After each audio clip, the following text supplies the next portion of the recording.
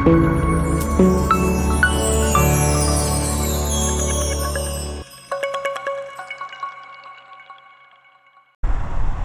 hello family, friends, and YouTube.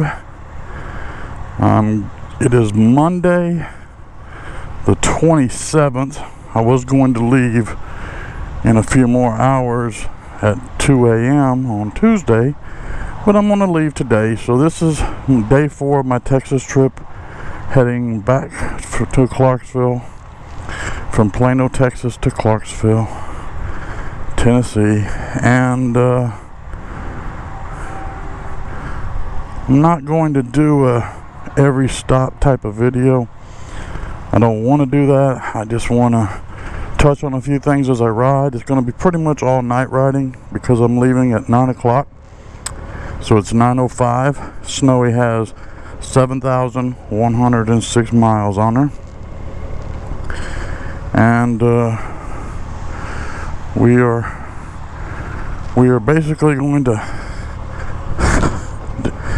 go on our journey. We've checked everything. We've checked the tire pressures. We checked all of our lights. And we put in the standard GPS.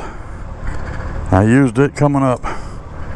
Might as well finish up using it going back. I plan on riding the entire trip. Anyway, I wanted to thank everybody for a great few days.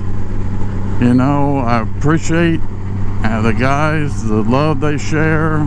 You know, Robert White, Cruise Man, you know, Tom, Road Glide, and a few others I just recently met. You know, I enjoyed my Texas visit. And I love that family. That, you know, those guys have been true to me since day one. I went to Grapevine, Texas, simply because all the guys talked about it. So I announced to everybody my schedule, and unbeknownst to me, here everybody showed up. Cruise Man showed up, Robert White, you know, Road Glide, Tom, all of them. Well, you know, you had Don Cruz that also showed up. You had all these guys show up. Simply me announcing I was going to be there. They didn't do any public announcement that they were going to go to Grapevine, Texas, DFW. They simply showed up there. No fanfare or nothing. They showed up there for me. And that was awesome. You know, there was nothing selfish whatsoever in that. So I want to thank all of them. I'm humbled to have such great friends, such intellectual friends. We joke with one another. We have fun. We don't take anything personal. Some people watch our channels and stuff and say, "Hey, how'd y'all develop such a good friendship?" You know, and it just happens to be people click. You either click or you don't click. You can force it or don't. But if it's forced upon you, it just doesn't work. Our personalities, everybody's like, "Well, how are you and Robert? Y'all look like you're extremely close." Robert and I share a whole lot of life stories the same. We had a lot in common in our life. You know, our lives, except for our career, actually, our lives almost mirror themselves. And that's why we tease and say, you know, brother from another mother. It's an inside joke. People understand the term. But we tease one another, and, you know, it just is. Well, would I ride that far for those guys? Yes. The people I just mentioned to you right now, I would ride whatever length it takes to be there for them if they needed me.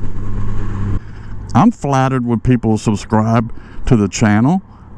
Y'all know I don't do it for the subscribers, but I feel honored when people subscribe to my channel. You know, it means you take the time and you want to follow me and you want to listen to whatever crazy stuff I have to say. And you got to understand, some of the stuff I say, I don't know I'm saying it until it's already been said. So a lot of stuff gets left on the cutting room floor when I do post editing, because I do really careful. I try really hard not to, you know, offend people. But I'm not going to dance around everybody's feelings. I'm just not doing that. I have my friends, and if I'll tell you right here, right now, if all the friends I ever have is what I have right now, I'm okay. I'm good. Because they're real people. They're real friends. You know, even you say, how can you have a friend that you haven't physically, personally met face to face? It's easy, you know. It's not like, you know, people ain't fell in love with somebody on a internet, find out they ain't real. I ain't been one of those people, but people do that. You can actually see the person's personality in their videos. You can see their humor.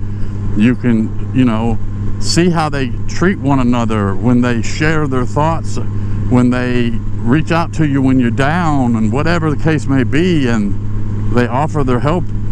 They send you text messages. See, a lot of you don't see that stuff behind the scenes either. You don't see our personal interactions that we have. You just see what you see on YouTube.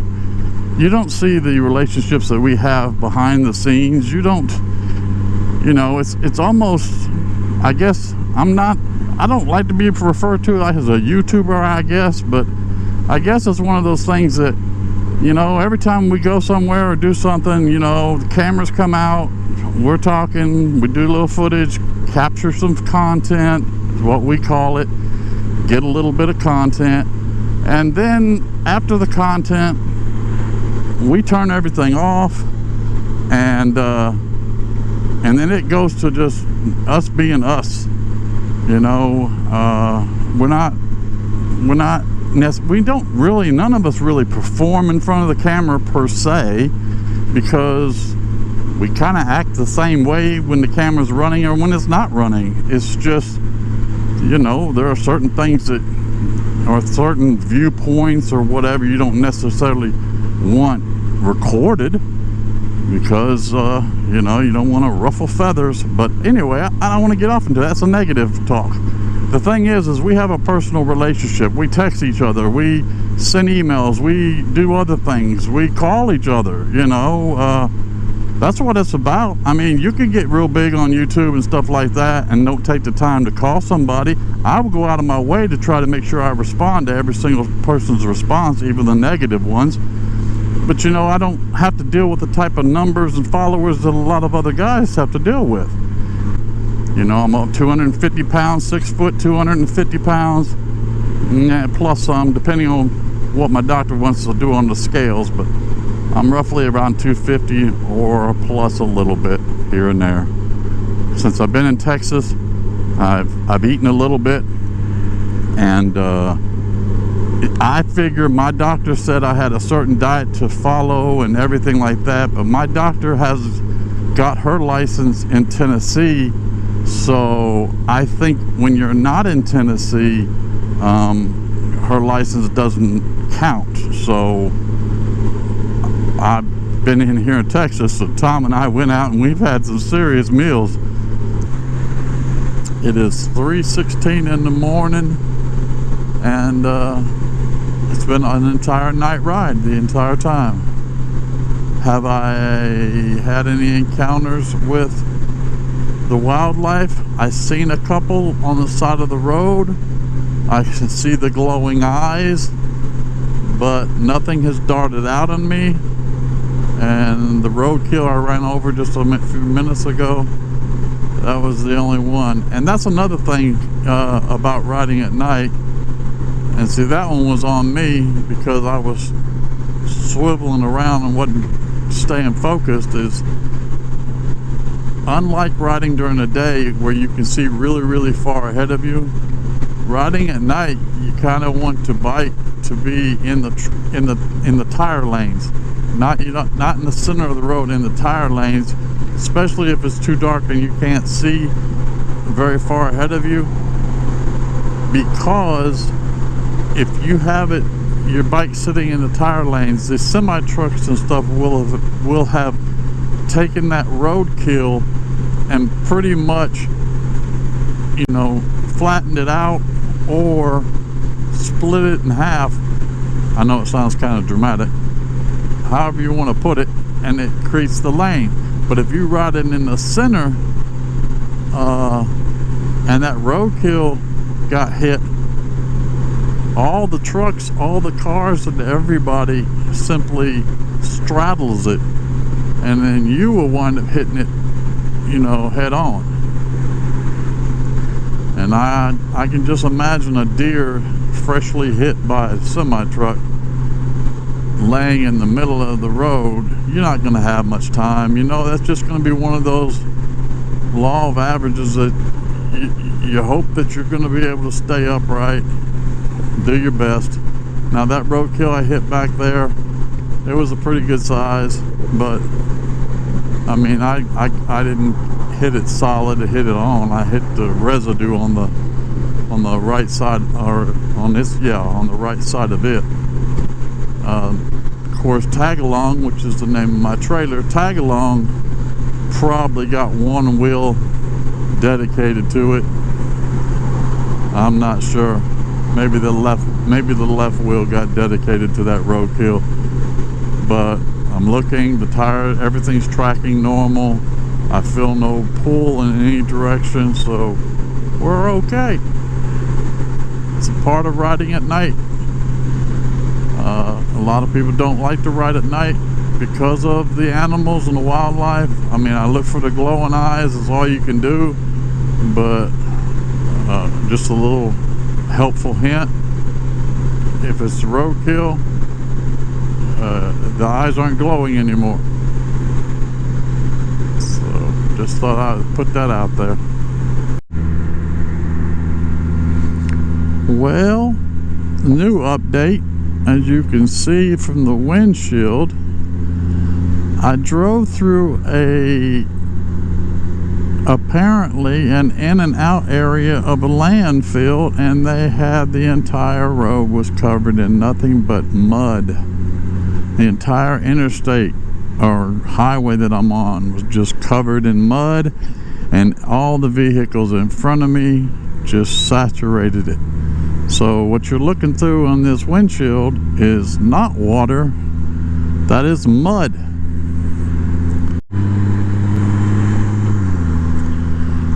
Well, I'm almost home, and as you can see through this front windshield, now I have the day filter on. You see the mud that's caked on the windshield, mud that's caked on the nose, the mirrors. I hate to see what Tagalong looks like, but riding through that landfill washout put Snowee in the dirtiest that she has ever been. That is going to be a doozy to clean this, and I'm almost home. I'll probably start cleaning her after I take a brief nap, because I've been on the road for 11 hours. But anyway, that's life. That's how it works. Welcome to the motorcycle world. So until next time, just live your life. Snowee and I would like to thank you for watching our video. We're a small YouTube channel. We do this for fun. And we have basically content in 6 different categories. We have motovlogs, quick thoughts, Goldwing Flybys, maintenance, product reviews, and spotlight locations. Although we do this simply for fun, we ask that you help support our channel by simply going to Cruiseman's Garage and supporting his.